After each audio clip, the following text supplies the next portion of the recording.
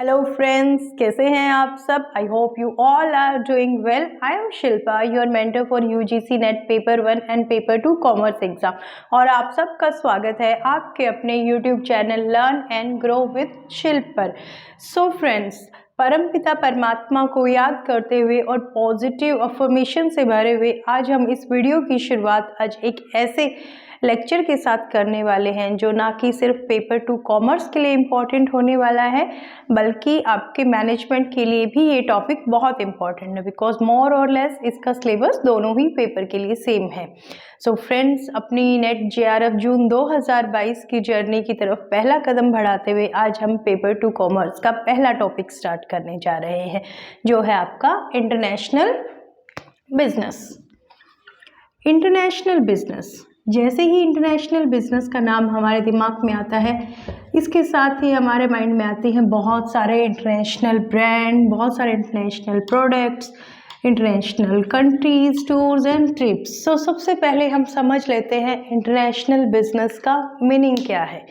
सी friends, जैसे जैसे technology बढ़ रही है, जैसे जैसे ट्रांसपोर्टेशन की सर्विसेज बढ़ रही हैं, the whole world is like getting converted into a global village. पूरा देश, पूरा वर्ल्ड, पूरे विश्व एक ग्लोबल विलेज में कन्वर्ट हो रहा है। क्यों हो रहा है? क्योंकि हमारे साधन बढ़ रहे हैं, क्योंकि हमारी ज़रूरतें बढ़ रही हैं। So international business basically is a cross border transaction between individuals, institutions, businesses and government entities. So इस डेफिनेशन से हमारे पास आते हैं दो word. International business is the first thing, cross border, and second word हमारे पास आता है बिजनेस ट्रांजेक्शन्स और ट्रांजेक्शन। तो सबसे पहले हम समझ लेते हैं क्रॉस बॉर्डर का मीनिंग क्या है। Cross border means across the border of a country, like beyond the geographical limit of that country. अगर हम माने कि ये इंडिया का कोस्टल बॉर्डर है, ऑल्दो ये ड्राइंग प्रॉपर नहीं भी हो सकती है, बट फॉर एग्जाम्पल हम कंसिडर करते हैं ये इंडिया का कोस्टल बॉर्डर है। इंडिया के कोस्टल बॉर्डर से 12 nautical mile, that is 12 nautical mile, that is equal to 22 kilometre. इस एरिया के बियॉन्ड जो भी ट्रांजेक्शन की जाती है, जो भी like incoming outgoing of goods, services या फिर other things like technology, resources, human resource, इन सब चीज़ों का जो भी आदान प्रदान होता है इस एरिया के बाहर, वो आपका कंसिडर किया जाता है इंटरनेशनल बिजनेस। अगर यहाँ से कुछ बाहर जा रहा है तो वो आपका होगा एक्सपोर्ट। अगर इस बॉर्डर के अंदर कुछ आ रहा है तो वो आपका होगा import. So one thing is clear कि क्रॉस बॉर्डर क्या है। क्रॉस बॉर्डर में हम सिर्फ ये कोस्टल बॉर्डर लाइन को नहीं कंसीडर करते हैं, इसके साथ एडिशनली हम कंसीडर करते हैं 12 नॉटिकल माइल का एरिया भी, जो कि आपका वाटर टेरेस्ट्रियल ऑफ इंडिया बोला जाता है, जिसको टेरेस्ट्रियल वाटर ऑफ इंडिया हम जिसको बोलते हैं TWI। ये टोटल मिलके बनता है आपका बॉर्डर ऑफ इंडिया। सो इस बॉर्डर के बाहर जो ट्रांजेक्शन की जाएंगी वो आपको आप कंसीडर करेंगे उन्हें international business transaction. Second thing है business transaction. So transaction can be of anything that has value. It can be of capital, it can be of labor, it can be of knowledge, it can be of technology. So transaction में आपकी क्या क्या आती हैं? आपकी physical goods, आपकी intangible goods जिनको हम बोलते हैं services, इसमें आता है आपका technology, इसमें आता है आपका नॉलेज, इसमें आता है आपका human resource. So transaction can be of anything, it is a exchange. So हम अगर बात करें फिजिकल गुड्स की, physical goods that can be touched, that can be seen, so just like हम बोलेंगे कि ये marker, this is a physical good because this can be seen, this can be touch. अगर हम ये कहीं बाहर से मंगवा के यूज़ कर रहे हैं तो डेफिनेटली ये हमारा इंटरनेशनल बिजनेस का पार्ट होगा। इसी तरह से अगर हम इंडिया से कोई चीज़ बाहर भेज रहे हैं तो वो आपका एक्सपोर्ट होगा। आप अपनी डेली रूटीन लाइफ में देखते हैं, आप अपनी रूटीन सुबह से शुरू करते हैं तो आप देखेंगे आप जो कोलगेट यूज़ कर रहे हैं it might be of another countries, it might be product of another country. या फिर आप देखेंगे कि आप जो शैम्पू यूज़ कर रहे हैं, आप जो क्लोथ्स यूज़ कर रहे हैं वो किसी और कंट्री में मैन्युफैक्चर किए गए हैं। तो definitely these thing are being imported in India. इसी तरह से बहुत सारी चीज़ें हैं जो हम एक्सपोर्ट करते हैं यानी कि इंडिया से बाहर भेजते हैं। So what comes in that is import and what goes out that is export. इसी तरह से सर्विसेज में हमारी क्या क्या आ जाती है। सर्विसेज में हम बैंकिंग सर्विस फॉरेन कंट्री की भी यूज़ कर सकते हैं। सर्विसेज में हम इंश्योरेंस कंपनीज हैं हमारे आसपास जो बाहर देशों से यहाँ पे आके उन्होंने अपने ऑफिसेज एस्टेब्लिश किए हुए और हम उनकी सर्विसेज को यूज़ कर रहे हैं। Consultancy services, financial services, number of services हम बाहर की कंपनियों से मतलब दूसरे देशों की कंपनियों से ले रहे हैं। टेक्नोलॉजी का सबसे बेस्ट एग्जाम्पल है अभी आपका international solar alliance, that is a alliance between 121 countries जहाँ पे इंडिया ने उसको इनिशिएट किया है। क्यों किया है? क्योंकि वो अपनी सोलर टेक्नोलॉजी को, वो दूसरे देशों की सोलर टेक्नोलॉजी को एक कोलैबोरेटिव वे में यूज़ करना चाह रहे हैं। दैट्स वाई इतना बड़ा इंटरनेशनल अलायंस हुआ है। सो फ्रेंड, नॉलेज लाइक एक कंट्री है जिसके पास कुछ नॉलेज है, जस्ट लाइक जापान है, यूएसए है, इन सब कंट्रीज के पास क्या है, इनके पास एडवांस नॉलेज है। तो क्या करते हैं कि बाकी जो कंट्रीज है जस्ट लाइक इंडिया है और अदर कंट्रीज है, ये सब उनसे नॉलेज को लेते हैं, नॉलेज को परचेज करते हैं। So there is exchange of knowledge between countries, so it constitutes your international business transaction. HR, human resource, just like कि आपने कुछ डिग्री की है, आपने कुछ पढ़ाई की है एंड आप जॉब करना चाहते हैं किसी फॉरेन कंट्रीज में जाकर। सो आपके पास अपॉर्चुनिटी है, नंबर ऑफ अपॉर्चुनिटी है, आप किसी भी कंट्री में जा सकते हैं और अपनी नॉलेज को यूज़ करके वहाँ पे अपना प्रोफेशन, वहाँ पे अपने सर्विसेज को रेंडर कर सकते हैं। So all this constitutes business transactions. Now here comes 2 points. बहुत छोटी सी ही बात है ये, लेकिन ये आपके पेपर के पॉइंट ऑफ व्यू से इम्पॉर्टेंट हो सकती है क्योंकि यूजीसी नेट में अभी जो ट्रेंड चल रहा है वो क्या चल रहा है कि मोस्ट ऑफ द क्वेश्चन आपके असर्शन एंड रीजनिंग से आते हैं एंड उनको रिजॉल्व करने के लिए आपके एक फंडामेंटल कॉन्सेप्ट स्ट्रॉन्ग होने चाहिए। तो यहाँ पे एक टॉपिक आता है आपका international trade and international business. Although बहुत छोटा सा ही टॉपिक है but it is important from your paper point of view कि इसमें से आपके चांसेस हैं कि असर्शन रीजनिंग के क्वेश्चन पूछे जा सकते हैं। सो फ्रेंड्स, इंटरनेशनल ट्रेड क्या है? ये जो हमने बिजनेस ट्रांजेक्शन के अंडर फर्स्ट 2 पॉइंट्स डिस्कस किए हैं, ये 2 पॉइंट हैं हमारे इंटरनेशनल ट्रेड। इंटरनेशनल ट्रेड में हमारा क्या आता है? इंटरनेशनल ट्रेड में आता है हमारा export and import of merchandise as well as services. और इसके अलावा international business is a broader term. International business में हम लोग क्या क्या इंक्लूड करते हैं? इसमें हमारा इंटरनेशनल ट्रेड भी इंक्लूड होता है, इन्वेस्टमेंट भी इंक्लूड है, नॉलेज,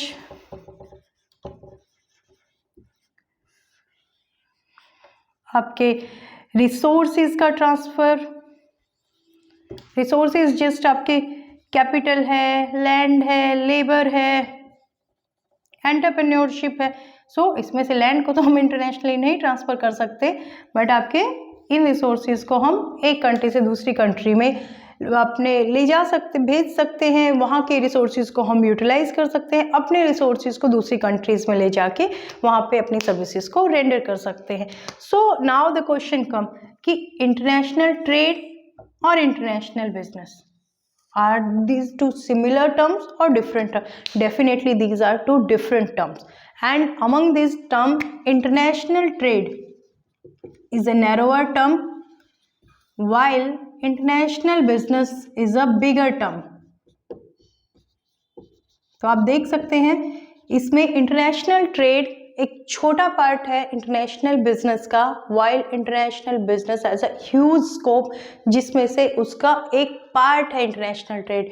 इसके अलावा और बहुत सारी एक्टिविटीज़ आती हैं, तब वो बनता है इंटरनेशनल बिजनेस। नाउ आपके एग्जाम में पूछा जा सकता है कि international business is a narrow term while international trade is a broad term. So it would be absolutely wrong, क्योंकि हमें पता है इंटरनेशनल ट्रेड एक छोटी टर्म है और इंटरनेशनल बिजनेस एक बड़ी टर्म है। तो हम इस डायग्राम के माध्यम से इसको याद रख सकते हैं, बिकॉज हम जो विजुलाइज करते हैं वो हमें ज़्यादा लंबे टाइम तक रिटेन रहता है। Now friends, coming to the next, what is the scope of international business, या फिर इंटरनेशनल बिजनेस में क्या क्या इंक्लूड किया जाता है। So here we include import and export of goods, ये अभी हमने डिस्कस किया। इंपोर्ट क्या होता है, जब आप बाहर की किसी कंट्री से अपने देश में कुछ मंगवाते हैं वो होता है आपका इंपोर्ट, और जब आप अपनी कंट्री से बाहर की किसी कंट्री में कुछ भेज रहे हैं वो आपका एक्सपोर्ट होता है। नेक्स्ट है आपका import and export of services. Services को भी हम दूसरी कंट्री की सर्विसेज को हम यूज़ करते हैं, अपनी कंट्री की सर्विसेज को दूसरी कंट्री में रेंडर करते हैं। इसको हम एक एग्जांपल के हिसाब से समझते हैं। सपोज हमारे आसपास हम देखते हैं कि बहुत सारे इंटरनेशनल बैंक्स की ब्रांचेज आर हेयर। सो हम कुछ इंडियंस लोग हैं जहाँ पे उनके अकाउंट उन ब्रांचेस में हैं, तो इसका मतलब हम फॉरेन बैंक्स की सर्विसेज को यूज़ करें, हम इंटरनेशनल बैंक की सर्विसेज को यूज़ करें। इसका मतलब we are importing the services of international organization. In the same way हमारे बैंक्स की ब्रांचेस बाहर की कंट्रीज में है, it means we are exporting the services in the other country. Next आपका आता है इन्वेस्टमेंट। इन्वेस्टमेंट का क्या मतलब है, यहाँ पे इन्वेस्टमेंट मतलब है कि आप बाहर की किसी कंट्री में जाकर पैसा लगा रहे हैं, बाहर अपनी कैपिटल को किसी दूसरी कंट्री में इन्वेस्ट कर रहे हैं। आप दो तरीके से इन्वेस्ट करते हैं, आप एफडीआई के माध्यम से इसको इन्वेस्ट कर सकते हैं, एज वेल एज आप पोर्टफोलियो इन्वेस्टमेंट के माध्यम से इसको इन्वेस्ट कर सकते हैं। सो एफडीआई क्या है और पोर्टफोलियो इन्वेस्टमेंट क्या है, इसको एक बार ब्रीफ में समझ लेते हैं। एफडीआई का मतलब है जब आप किसी दूसरी कंट्री में direct as like wholly own subsidiary establish करते हैं, या फिर वहाँ पर किसी जॉइंट वेंचर में इन्वेस्ट करते हैं for the purpose of controlling the management of that company in that country, तो हम वहाँ पे उसको बोलते हैं foreign direct investment.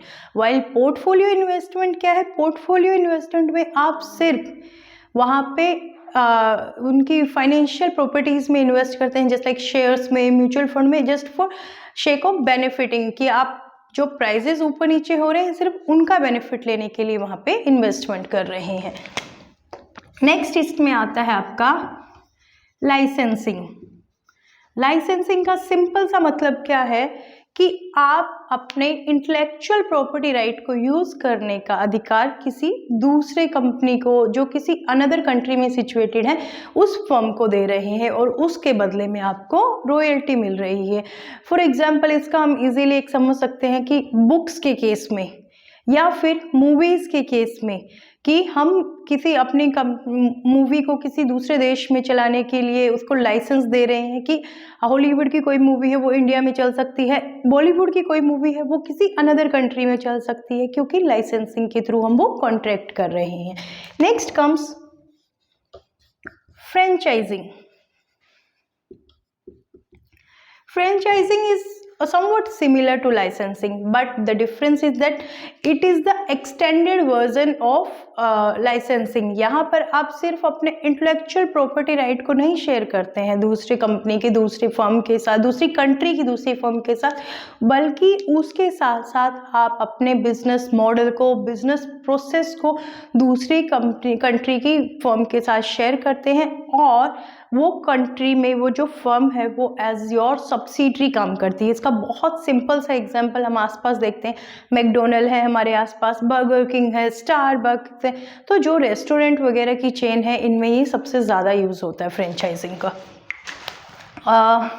It was the scope, जो चीज़ें यहाँ पे इंक्लूड हैं। अब हम समझेंगे कि what are the advantage, what are the benefit, what is the importance of doing international business, हमें इंटरनेशनल बिजनेस क्यों करना चाहिए। तो सबसे पहला एडवांटेज कि हमारे पास एक एक्सटेंडेड मार्केट आ जाता है।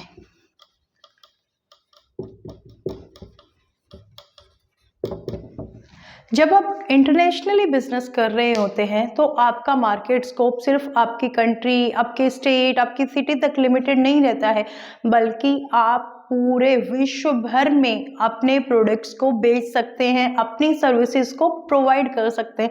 So you have a huge market scope, और जब आपके पास ह्यूज मार्केट स्कोप होगा तो आपके पास बेनिफिट्स भी ज़्यादा होंगे, आपके पास प्रॉफिट की अपॉर्चुनिटी, ग्रोथ की अपॉर्चुनिटी भी ज़्यादा होंगी।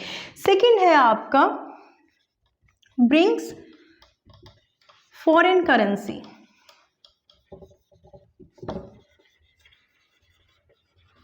इट्स वेरी सिंपल कि जब आप इंटरनेशनली बिजनेस कर रहे हैं तो डेफिनेटली आपकी जो अर्निंग्स होंगी, आपकी जो ट्रांजेक्शन्स होंगी, जो फॉरेन करेंसी में लाइक आप ट्रांजेक्ट कर रहे हैं, तो कहीं ना कहीं आपकी कंट्री में फॉरेन रिजर्व्स क्रिएट हो रहे हैं। आपके थ्रू आप अपनी कंट्री में फॉरेन रिजर्व्स को लेके आ रहे हैं, और उसका सबसे बड़ा बेनिफिट जो इंडिया जैसा कंट्री जहाँ पे बीओपी की समस्या से सफ़र कर रहा होता है, उसके लिए वो बहुत एडवांटेजियस होता है। थर्ड है आपका स्प्रेडिंग ऑफ बिजनेस रिस्क। जब आप एक से ज़्यादा कंट्री में अपना बिजनेस करते हैं, अपनी सर्विसेज को प्रोवाइड करते हैं, तो आपका रिस्क भी डाइवर्सिफाई हो जाता है। जो एक पर्टिकुलर एक कंट्री में एक समस्या आपके बिजनेस को अफेक्ट कर रही थी, हो सकता है वो दूसरी कंट्री में ना करे और वहाँ से आपको फ़ायदा हो रहा हो, और वो जो यहाँ से नुकसान हो रहा है वो आप दूसरी कंट्री से ऑफसेट कर सकते हैं। तो कहीं ना कहीं आपका रिस्क डाइवर्सिफाई हो जाता है और आपके प्रॉफिट बढ़ने की प्रोबेबिलिटी काफ़ी हद तक बढ़ जाती है। फिर आपका आता है इम्प्रूव इंटरनेशनल रिलेशन।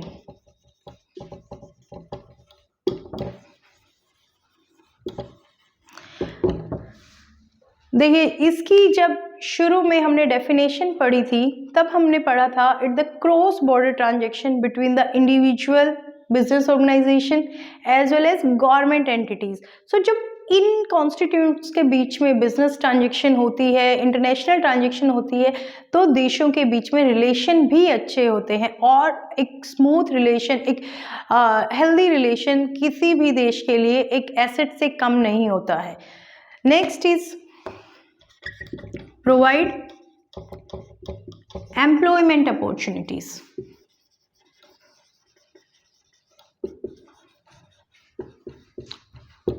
आप जब इंटरनेशनली ऑपरेट करते हैं तो कहीं ना कहीं आपको क्या होता है कि आपको एम्प्लॉयमेंट की अपॉर्चुनिटीज़ भी अच्छी मिलती हैं। आपकी अगर गवर्नमेंट के दूसरी गवर्नमेंट्स के साथ अच्छे रिलेशन है तो डेफिनेटली उसका एडवांटेज उसके सिटीजन्स को भी मिलता है। आप फ्रीली एक कंट्री से दूसरी कंट्री में जाके अपने बिजनेस को, अपने प्रोफेशन को वहाँ पे ग्रो कर सकते हैं। सिक्स्थ आपका आता है इकोनॉमीज ऑफ स्केल। देखिए, फर्स्ट पॉइंट में हमने डिस्कस किया आपको एक्सटेंडेड मार्केट मिलता है इंटरनेशनल बिजनेस में जाने की वजह से। सो जब आपका मार्केट बड़ा होगा तो डेफिनेटली आप प्रोड्यूस भी बड़े लेवल पे करेंगे, और जब आप लार्ज लेवल पे प्रोड्यूस करते हैं तो आपकी पर यूनिट कॉस्ट धीरे धीरे कम होने लगती है और आपको इकोनॉमीज ऑफ स्केल मिलने लगती है, और आप international as well as national market में अपनी कॉम्पिटिटिव स्ट्रेंथ को बना सकते हैं। सेवंथ आपका आता है गवर्नमेंट सपोर्ट। डेवलपिंग कंट्रीज़ की गवर्नमेंट क्या करती है कि जब आप कोई बिजनेस को इंटरनेशनली कर रहे हैं, इंटरनेशनल लेवल पे ऑपरेट कर रहे हैं, तो गवर्नमेंट भी डिफरेंट टैक्स इंसेंटिव देकर, अदर फाइनेंशियल इंसेंटिव देकर आपको सपोर्ट करती है। क्यों? क्योंकि अल्टीमेटली आप फॉरेन करेंसी अर्न कर रहे हैं, तो कहीं ना कहीं आप किसी न किसी तरीके से देश के लिए कुछ भला कर रहे हैं, तो आपको गवर्नमेंट का सपोर्ट भी मिलता है। So friends, let's quickly revise कि हमने आज के लेक्चर में क्या पढ़ा है। हम एक बार जल्दी से सम अप कर लेते हैं सो दैट कि हमने अभी तक जो पढ़ा है वो आपको अच्छे से याद भी हो जाए और आपको रिटेन भी हो जाए। हमने सबसे पहले शुरू किया है इंटरनेशनल बिजनेस की डेफिनेशन से कि इंटरनेशनल बिजनेस होता क्या है। It's the cross border movement between the different country, ultimately it's a boundaryless transaction. फिर हमने पढ़ा international business and international trade में क्या डिफरेंस है। So international trade is a narrower concept while international business is a wider concept. That international trade is a subset of international business. फिर हमने जाना कि इंटरनेशनल बिजनेस का scope क्या है, क्या क्या एक्टिविटीज़ इसमें इंक्लूड होती है। इसमें इंक्लूड होता है हमारा important export of goods, important export of services, हमारा लाइसेंसिंग, फ्रेंचाइजिंग, कैपिटल इन्वेस्टमेंट, हमारा मूवमेंट ऑफ फैक्टर्स, रिसोर्सेज का मूवमेंट हमारा इसमें इंक्लूड होता है। फिर हमने समझा इसको करने के एडवांटेज क्या है। आपको बहुत सारे एडवांटेज मिलते हैं, आपको इकोनॉमीज ऑफ स्केल मिलती है, एक्सटेंडेड मार्केट आपको मिलता है, उसके साथ साथ आपको रिस्क डाइवर्सिफाई हो जाता है, गवर्नमेंट का सपोर्ट आपको मिलता है, इंटरनेशनल रिलेशन आपके अच्छे होते हैं। ये सब हमने आज के लेक्चर में समझा है। सो फ्रेंड्स, आई होप आपको लेक्चर पसंद आया होगा, कॉन्सेप्ट आपको क्लियर हुआ होगा। और अगर आपको लेक्चर पसंद आता है तो प्लीज़ इसे अपने फ्रेंड्स के साथ भी लाइक, शेयर और सब्सक्राइब ज़रूर कीजिएगा। एंड हम इसके साथ अभी जो नेक्स्ट टॉपिक है वो नेक्स्ट वीडियो में लेके आने वाले हैं। So stay tuned, stay connected. Thanks for watching video. Have a nice day.